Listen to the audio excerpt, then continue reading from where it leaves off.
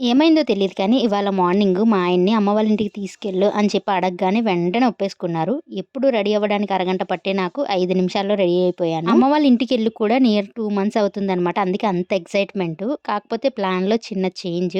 First అయితే అమ్మ వాళ్ళ ఇంటికెళ్ళట్లేదు. పిన్ని వాళ్ళ ఇంటికెళ్తున్నాము. పిన్ని అంటే అమ్మ వాళ్ళ ఓన్ సిస్టర్ అనమాట. సో, అక్కడ లంచ్ చేసి అక్కడి నుంచి అమ్మ వాళ్ళ ఇంటికెళ్దాం అని చెప్పి ప్లాను. ఇంకా అమ్మ కూడా లంచ్‌కి అక్కడికే వచ్చేస్తా అంది.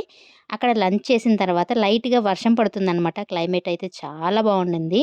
పిన్ని వాళ్ళ తోటకెళ్ళాము. అక్కడ మామిడికాయలు కోసుకుందాం అని చెప్పి. ఇంకా మా సైడ్ మామిడికాయలయితే అసలిప్పుడు లేవు. అందుకని చెప్పేసి పిన్ని వాళ్ళ ఇంట్లో చాలా ఎక్కువున్నాయి. సో, చెట్టు నుంచి తెంపుకుందాం అని చెప్పి వాళ్ళ తోటకెళ్ళాము. వాళ్ళ తోట అసలు ఎంత బావుందో తెలుసా? నేను చిన్నప్పటి నుంచి చాలా సార్లు వెళ్ళాను కానీ, ఎప్పుడు ఇక్కడికి వెళ్ళలేదు. సో, వెళ్ళినట్టు కూడా గుర్తులేదు. అందుకని చెప్పేసి బోలెడన్ని మామిడికాయలు కోసుకున్నాం ఇంకా. ఇక్కడ మామిడికాయలు కోసుకున్న తర్వాత ఇక్కడ నుంచి పిన్ని వాళ్ళ పొలాలు కూడా చూడ్డానికి వెళ్ళాము. అసలు చాలా బావుంది ప్లేస్ అయితే. ఇప్పుడు బిజీగా ఉండే వాళ్ళకి రిలాక్సేషన్ కోసం అప్పుడప్పుడు ఇలాంటి ప్లేసెస్‌కి వెళ్ళాలి అని అనిపిస్తుంది. నాకైతే చాలా రిలీఫ్‌గా అనిపించిందనమాట. ఇంక అప్పటికే టైం చాలా అయిపోయింది. అక్కడి నుంచి అమ్మ వాళ్ళ ఇంటికి వెళ్ళాలి కదా! సో, అక్కడికైతే స్టార్ట్ అయిపోతున్నాము. అమ్మ వాళ్ళ ఇంటికెళ్ళిన తర్వాత పెద్దగా ఏం షూట్ చేయలేదు.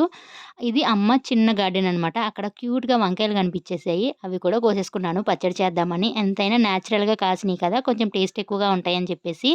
దట్టు వంకాయ అంటే నా ఫేవరెట్ కాబట్టి. సో, వీడియో నచ్చితే లైక్ చేయండి, షేర్ చేయండి, కామెంట్ చేయండి.